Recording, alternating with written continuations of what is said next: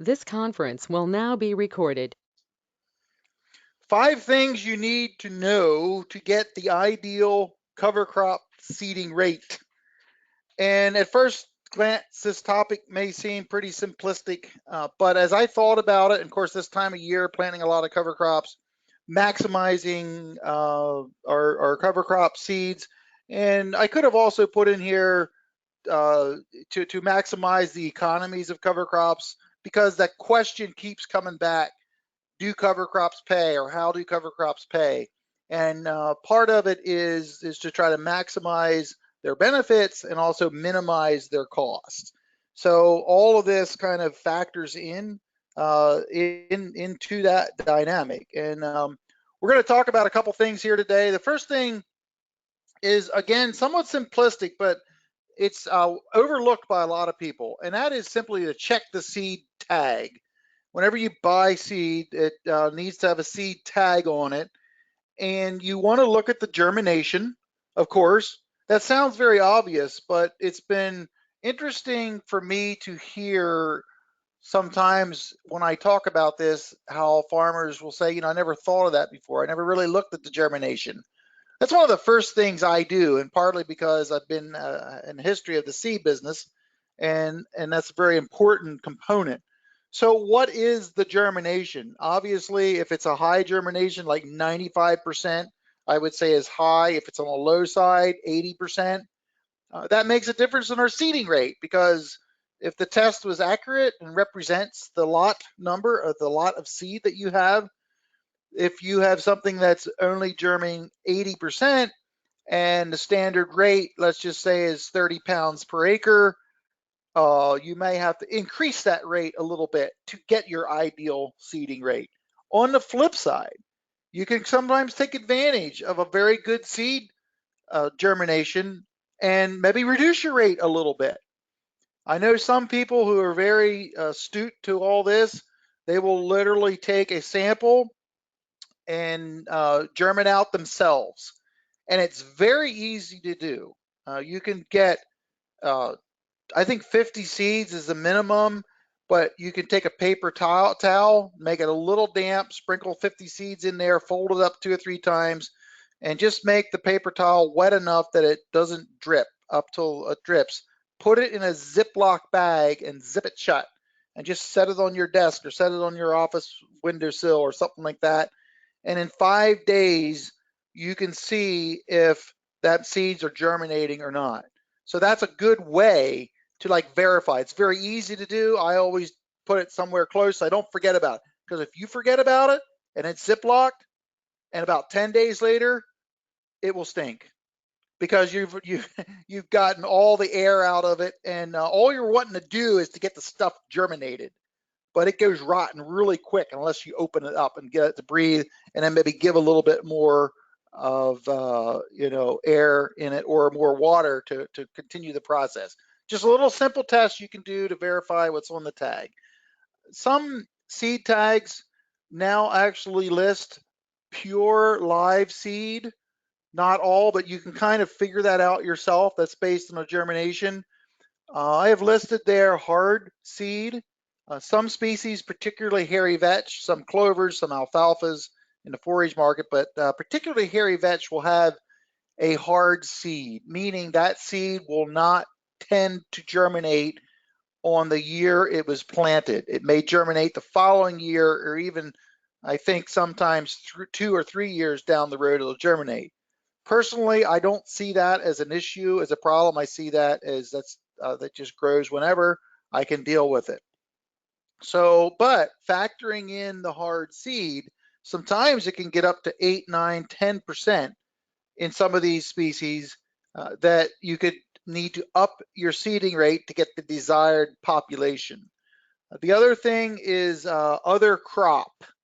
Now, if you're working with a neighbor or someone locally that's just growing some cover crop seeds, they may have had some other crop mixed in. It could be small grains or wheat. Not a big deal if that other crop is not going to affect what you're trying to do.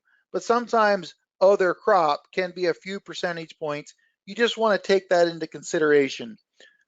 Inert is anything other than the seed itself or other crop or weed seeds, whatever.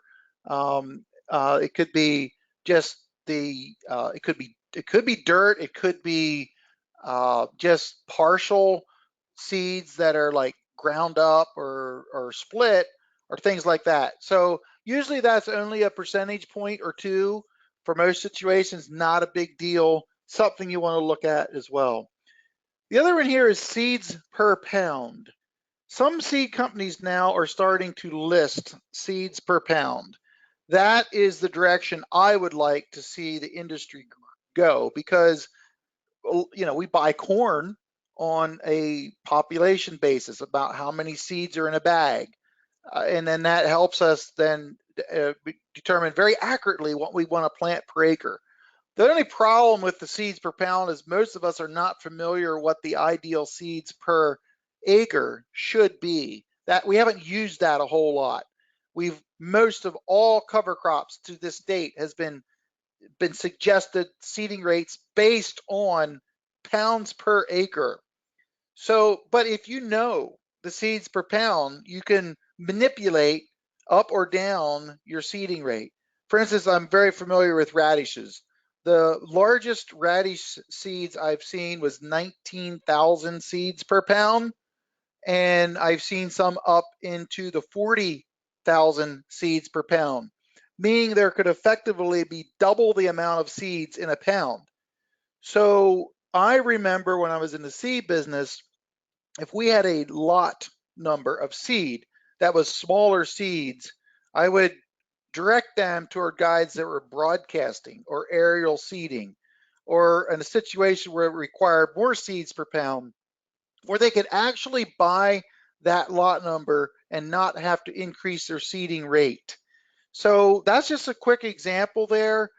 If you want to really fine tune it, and if you're covering some acres, this could add up, because like I said, seeds per pound can sometimes double. I mean, most of us are familiar with soybeans. We always look, what is the seeds per pound?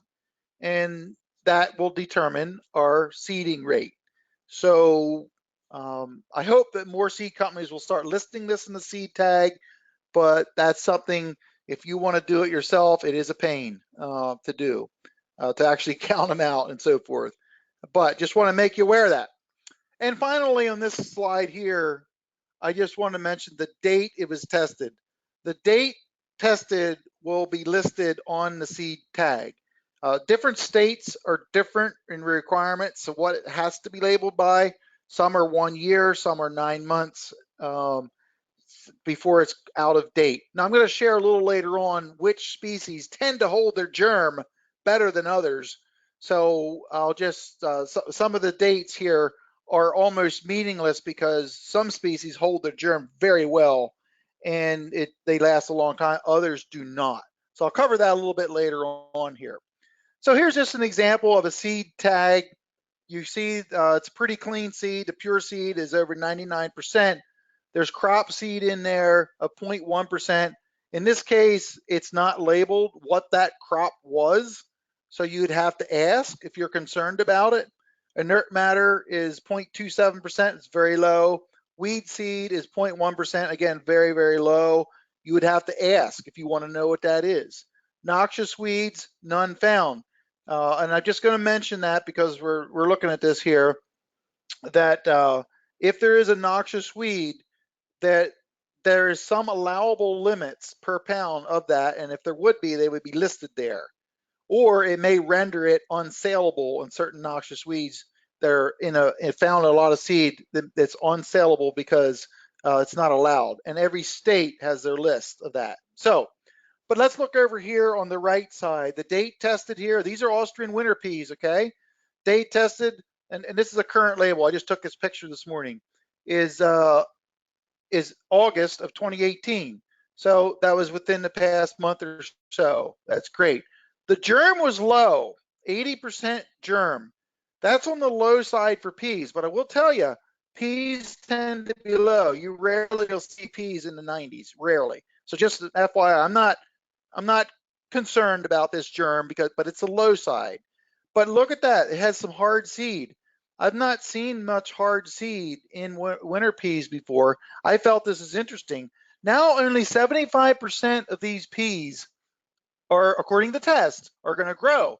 So if my seeding rate was, let's just say I'm going to plant these peas straight, let's say I put them at 50 pounds per acre. If that's the normal seeding rate, I'm effectively only going to get like, well, I didn't do the math here, but like 38, 40 pounds at the most that are actually going to grow.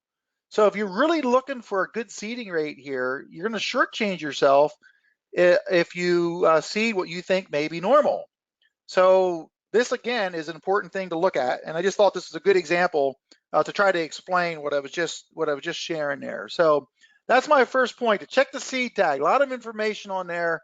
It's kind of like the fine print that we never read, but I think you'll be a better manager if you know a little bit more of what's going on. And I'll just make one other comment that um, the more you know, sometimes the more cynical you get or skeptical. And I've been in the seed business, and there's all kinds of tricks of the trade on how to get a seed test to pass. So just keep that in the back of your mind. It goes to say that you want to deal with a seed company that has integrity and that has honesty and a good reputation for what they put on the seed tag. So they're only testing 400 grams sometimes in like a tractor trailer load. Well, that's subject to a lot of gray area there. So you want to be able to trust your seed company when you do this. So just keep that in the back of your mind. Don't want you to freak out over this. Not everybody's out to try to take advantage of you, but for your own good, this is just something to check into. Okay, let's move on to the second point I have here, and that is to use a precision planter. And this is becoming more popular lately. And in one way, this makes it easier to get a better seeding rate down on your as you plant your cover crops. Sometimes you can cut your seeding rates up to half simply because you have better seed placement and better seed metering. And that's because our precision planters are just set up better because we're planting our high value cash crops with them. So some of the things that we have benefits for, we have our double disc openers, we have better down pressure, better closing wheels, better depth control, and even row cleaners when we need them. So that's a good case there that I would outline for those of you who have larger planters. Now, I get it that some of them are maybe in 30-inch rows, and that may not accommodate cover crops as much. That being said, I do know of some farmers who do not have drills, and they said it paid them to double back over and split the middles with their 24-row planter or whatever, and so forth. So just saying that this is an option to get your ideal seeding rate. You could really zero in and get accurate seed placement. We're getting some nice meters out there that can really do a good job, even if our cover crop mixes, and I'll bring that up soon. But I love this picture here, especially the radish on the right side there, where we're just precisely planting, in this case using sugar beet plates, to be able to put those radishes right down, almost a picket fence stand, if you will. I see Don's asking a question here on the chat. What is your experience crimping cover crops planted with a precision planter? And I'll just say, Don, that I have used my precision planter, which is 15-inch, and I have done this. I will say, maybe this is what you're asking, one of the challenges when you plant in 15-inch rows is when you crimp it or when you roll it. If you roll the exact same angle or direction, I should say the angle, that you may have open spaces the way it's rolled down because the plants were planted, let's say 15 inches apart. So some people, depending on the nature of your field, will roll at a diagonal or even across the way it was planted. That's the concern I would have with using a precision planter, that you would be able to get a nice roll. And so Don also asks here, do you need to keep the rate high in a precision planter crimping? Well, I would just answer that by saying, what are you trying to accomplish? If it is indeed weed control, you do want to keep your seeding rate higher and maybe roll at an angle. So that's the two That's kind of the two caveats, I guess, I would give to that whole question there. So the other thing I wanted to share is there's a lot of Kinsey brush meters out there, and that's a nice planter to use. With that meter, you pretty much have your soybean plates that you can plant Austrian winter peas, for instance, or your Milo plates or sugar beet plates for smaller seeds like radishes, or you can plant mixes by using the soybean plate and getting a backing plate that keeps them from falling out the small holes that were really originally designed for the chaff and stuff to come out of soybean plates. So there's a company called Seed Right that manufactures these backing plates, and they also now manufacture for John Deere and Kinsey planters, and they just released one for precision planting plates. I just got the first prototypes here the other week. I haven't had a chance to use them yet, but that's pretty cool because now we can plant mixed cover crop species with our precision planters.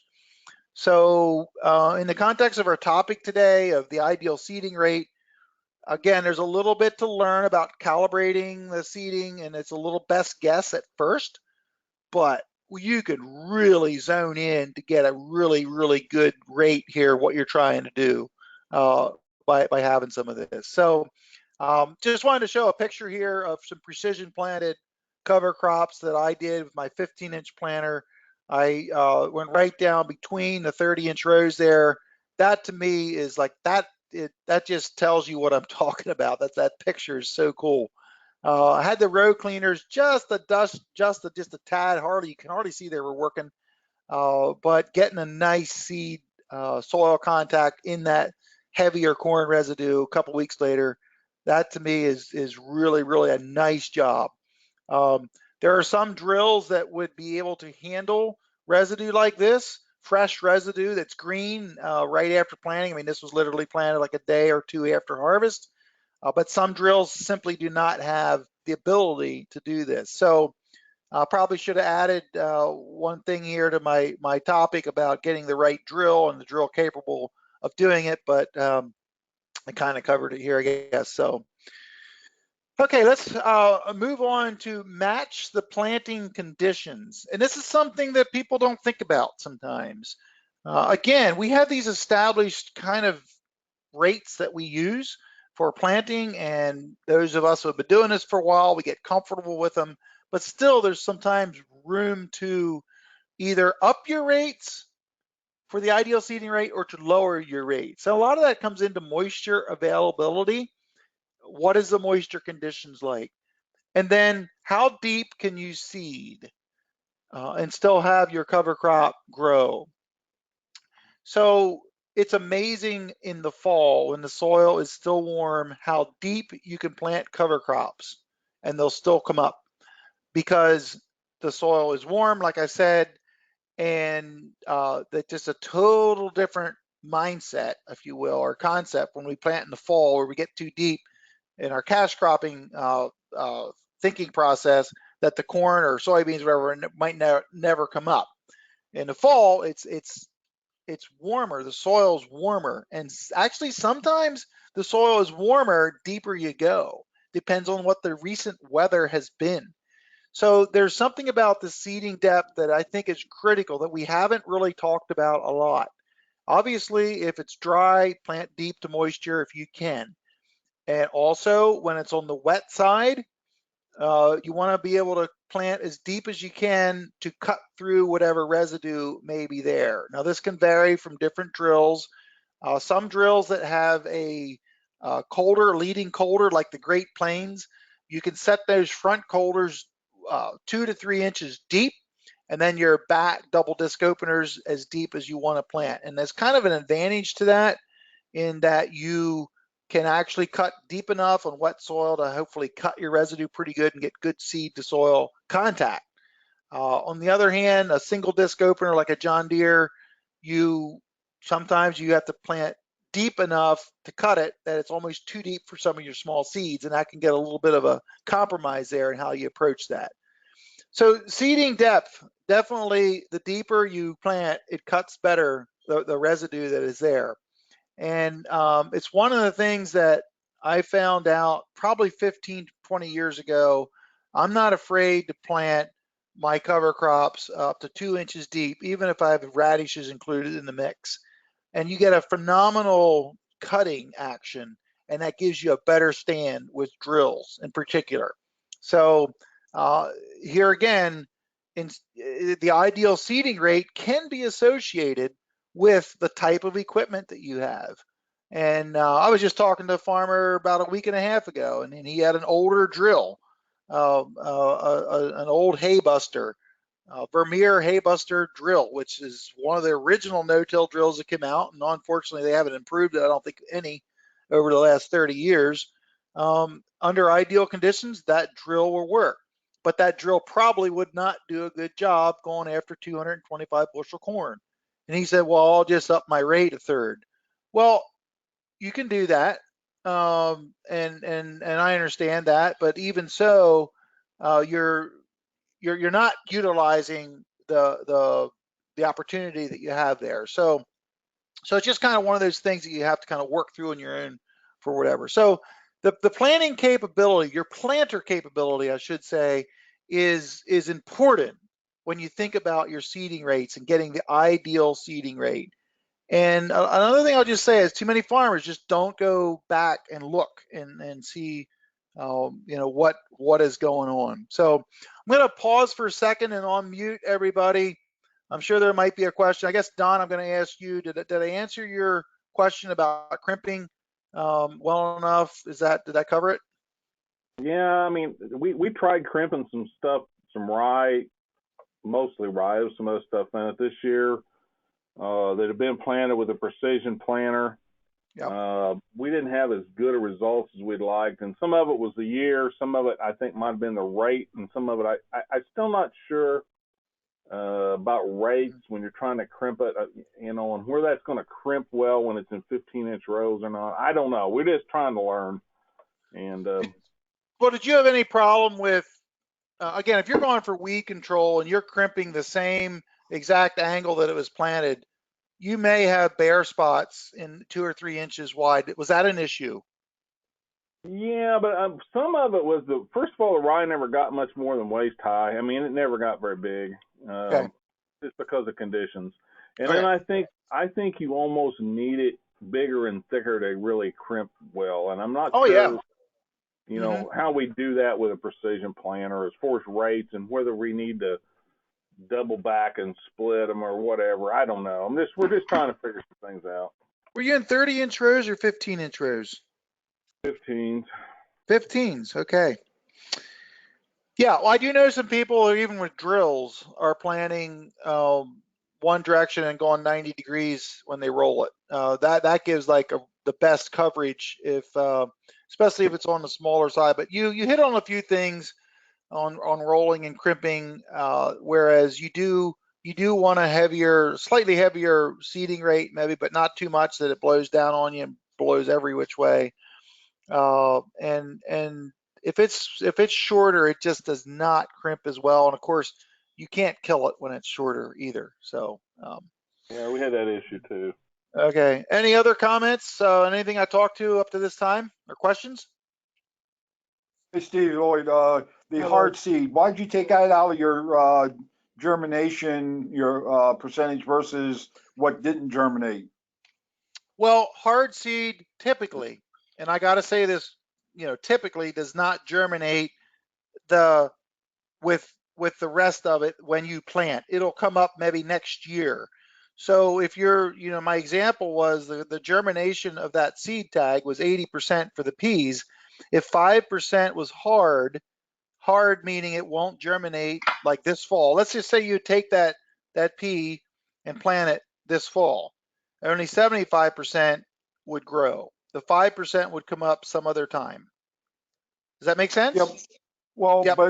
but if you do a germination test like your paper towel test and only 80% of it came up and 5% of it is hard seed, it wouldn't germinate in that 5-day period, time. So why wouldn't you take that 5% out of the the 20% that didn't germinate versus the germination rate? That's where what I was Well, getting at.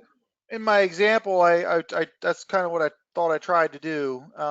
Essentially saying that 25% of the seeds planted will not grow that fall. 20% or Okay. there's 20% are either dead or whatever. I don't, whatever. They don't grow. And the other 5% Okay. ain't gonna grow that fall. Okay. So then I guess my question is, when you do a germination test, how do you know whether you have hard seed versus inert seed? Dead seed, yeah. That And didn't germinate. now that is a good question. And part of there's a, and I don't know the exact way they do this, but in a lab, at a seed lab, they will do different things to the seed to be able to figure that out. There is a process called scarification or scarifying the seed where they literally like take, I'll just use this example, they take like sandpaper and scratch the seed because of the coating around the seed that it does not allow water or moisture to get into the seed so it can germinate. And that coating has to break down in order for that to happen. So how they exactly determine that, I can't explain it. I don't know. But I do know that some people, especially with hairy vetch, are running it through what they call a scarifier, which is essentially sandpaper that somehow scratches the seed a little bit. I've seen magnification of this. It is kind of fascinating, but you can overdo it and actually kill the germ of a quote unquote hard seed.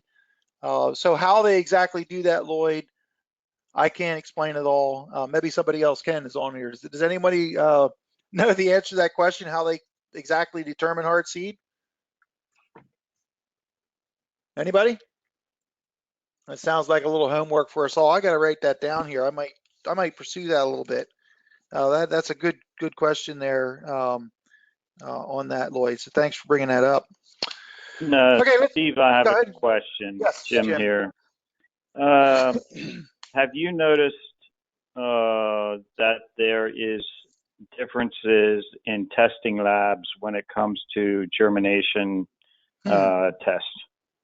I have not, because I've never tested competing labs like I've done with soil tests already. So I'll ask the group. Anybody else sent in seeds to get tested by multiple seed labs? Anyone else do that? Anybody hear that? I've not heard of that. Here in Indiana, everything's done by the state chemist office, which is on campus at Purdue. But I don't know of any private labs doing it, but they may be. What do you know, Jim? I'm aware of two different state labs that differ on the very same sample. One from 95% germ to 82% germ. That's concerning. Yeah. That would be concerning. And there are some seed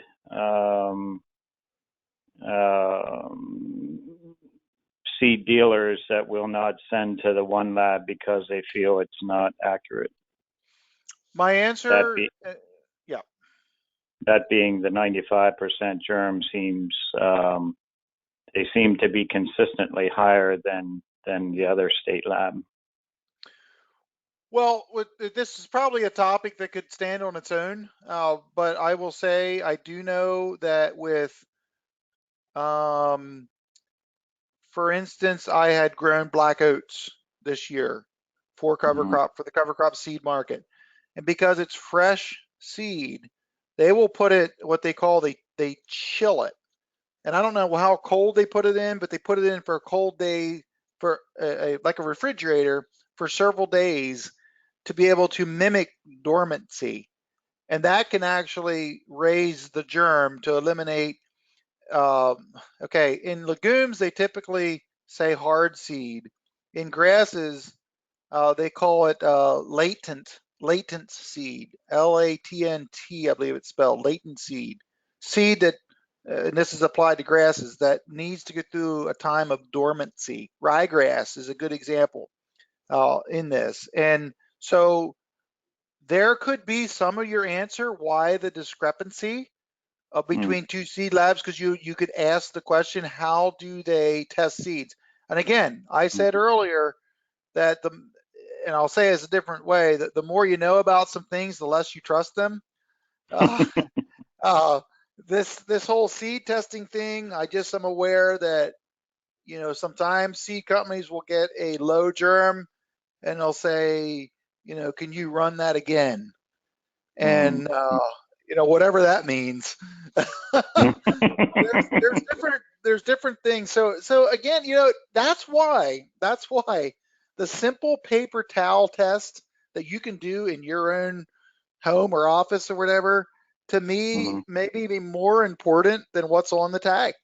I have gotten seed retested that I bought like a year later, and mysteriously there was an unbelievable amount of weed seed in it, and the tag said 0.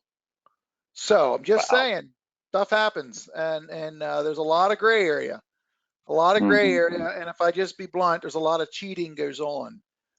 So again, it comes back to the trustable seed company that you buy it from. So anyway, good questions, guys. I do want to move on and wrap this up because our time's marching on, but appreciate the excellent questions there. So we'll move on here, and we'll break again for more questions later on. So anyway, number 4 is know the genetics. And what I'm saying here is knowing the genetics within the species. When as far as the ideal seeding rate, again, we use these generic seeding rates for that most of us are probably familiar with. But sometimes in grasses, let's just take, for instance, annual ryegrass. Some annual ryegrass tillers a lot more than others. And again, I'll go back to my own example that I was one of my ryegrasses that I was selling years ago had triple the amount of tillers in it. So you could effectively reduce your seeding rate by 10 to 20, maybe even 30%, and get the same amount of biomass. So just helping to understand that. These are kind of questions you can ask when you're talking to a seed dealer or someone that's in cover cropping is selling your seeds. So how does your variety compare to others, and how does that affect seeding rate? It makes you a smarter customer in being able to fine tune your seeding rates. And then the other thing I want to say is get to know the species that are consistent and hold their germination well. Radishes will hold their germ for years. I'm talking 6 to 8 years, as long as they're kept dry, not subjected to high humidity or heat. If they're kept in a good seed kind of condition, they'll hold their germ really long. Hairy vets, same thing. And actually, radishes will pick up germ in 2 years. Hairy vetch will almost always pick up germ in the 2nd to 3rd year because the hard seed is now becoming more available to grow that year it's planted. But peas are like soybeans. They lose their germ quickly. If you get a bag of seed that says it's 1 year old since it was tested of peas, I would not trust that. I just simply would not. So if you're on the phone and you say, do you have Austrian winter peas? Yep, we got them here. When were they tested? And if they say it was a year ago, I would really, really caution you to buy them seeds. Peas just do not hold their germ. And I'm not familiar with all of them, but I'm not going to go into it. I'll just say another few popular ones: crimson clover, decent, but I would be careful anything over 2 to 3 years old. Most of the time, you will never know. It's impossible to track down when that seed was produced because it's not required. What is required is what the test of the germ was. And frankly, I don't really care. If that seed is 10 years old and it's 95% germ, awesome. But if that seed's 1 year old and 50% germ, we have a problem. So it is more about the current germ than when the seed was produced. But you'll never really find out when that seed was produced, and essentially it is irrelevant from your perspective of what you're trying to do here. So just a few things to know on that is, again, important to understand when you're buying your cover crop seeds. Number 5, adjust your seeding rate to match your goals. And again, I'm coming at this whole topic with, you hear these seeding rates that are out there, and people ask me what seeding rate. Well, I got to ask you a few questions, and one of them is going to be, what is your goal? If it's weed suppression, we're going to stay higher because it's usually shading and competition. It's going to beat the weeds.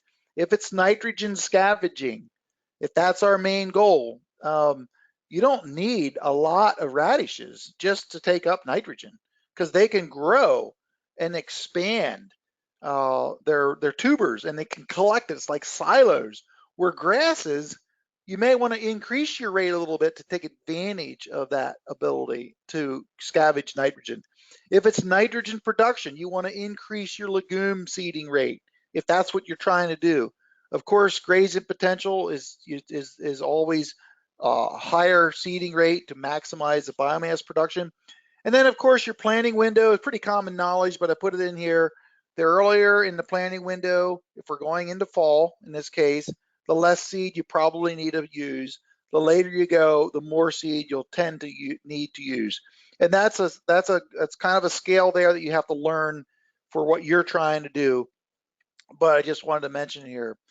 And as I always do, I have to add a bonus. And one of my bonuses there is to understand the synergy of cover crop mixes.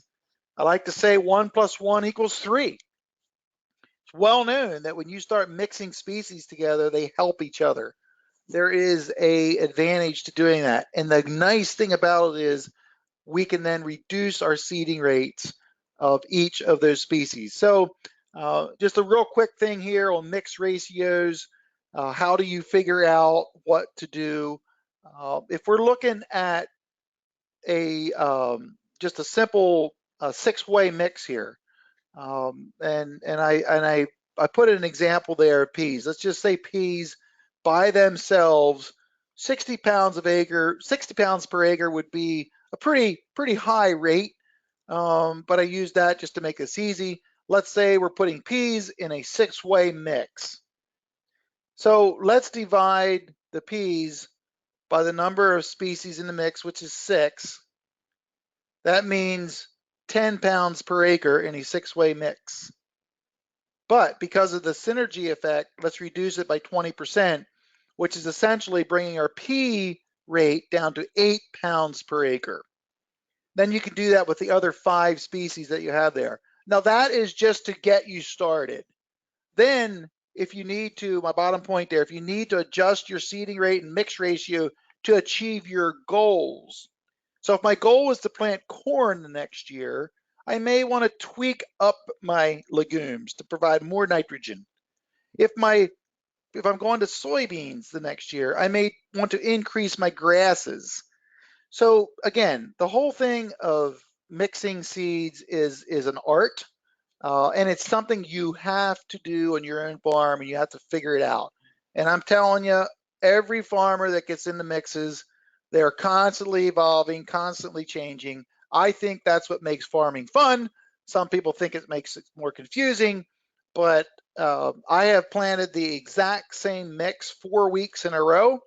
And when you looked at that in November, you would have thought the mix would have been different, because just that 1 week variation there made certain things grow more aggressive in early and less aggressive later. Just an interesting observation. So you got to start somewhere. This is a simple method here to do this. And when we're looking at our seeding rates and so forth, it just helps you get started. But at the end of the day, you're going to have to decide what works on your farm with that. So, okay, here's my 5 reasons plus the bonus. I'm going to open it up again for any questions you have on this topic and any comments, anything you want to share. So who has something on a question on the tip of their tongue that they want to ask? So Steve, it's Don. It's not necessarily a question, but a comment. In Indiana here, we've developed a seeding calculator that allows us to build a seeding mix. It works backwards. You take a mix. We can put 10 things in it right now. Okay. It's looking at the final leaf percentage coverage. Does that make sense? Okay. And then it works backwards based on seed size to determine a rate. So if I tell it I want it to be 30% cereal rye and 20% oats and 10% radish and all that kind of stuff. Then it works backwards to give us a rate. It works really well.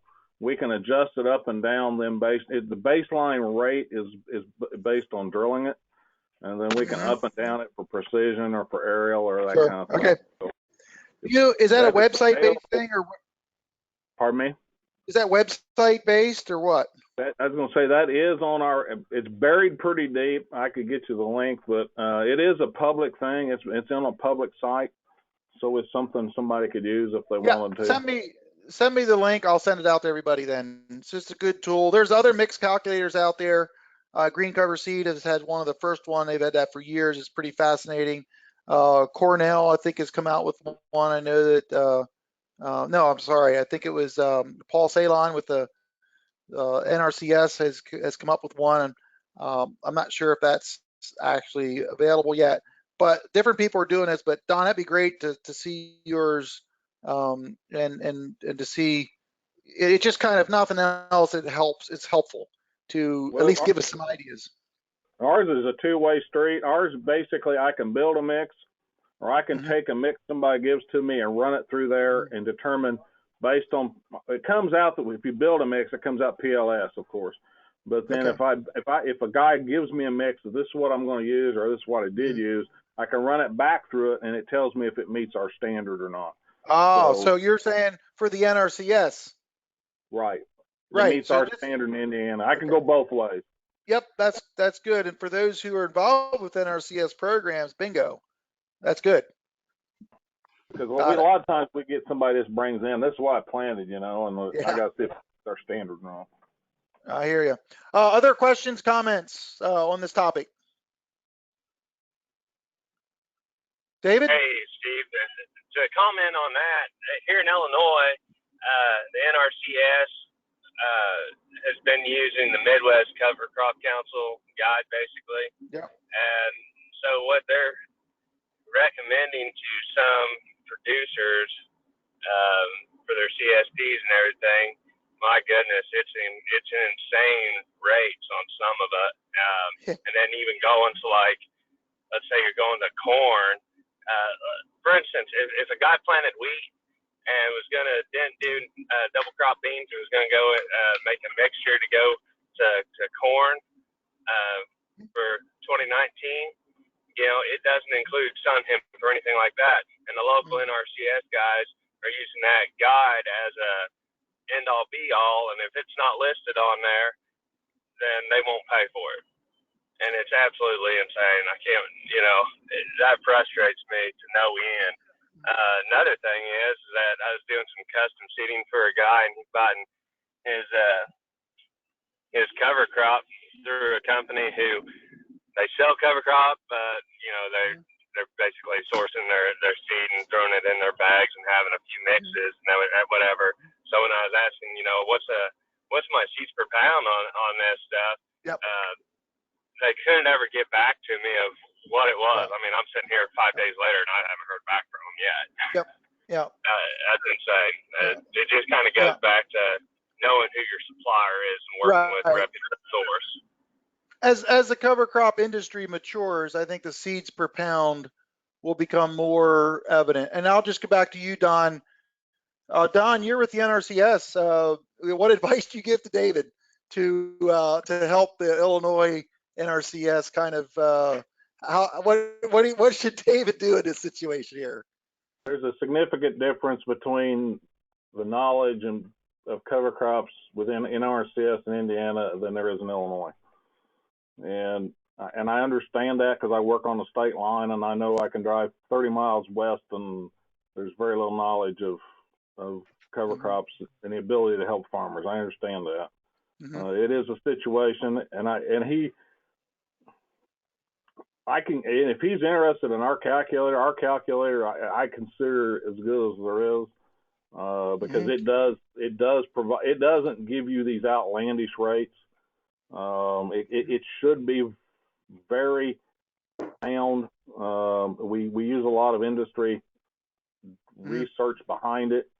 It's probably it could be a little higher than some industry, because as an agency we tend to be conservative, and throw a little more out there. But but it's not out there throwing out there these 100 pounds a head of corn cereal rye thing either. Yeah. Well, hey, if you guys want to get together and that'd be great. I do know that there is a difference in NRCS knowledge and confidence, I'll say, on cover crop recommendations from state to state and geography to geography.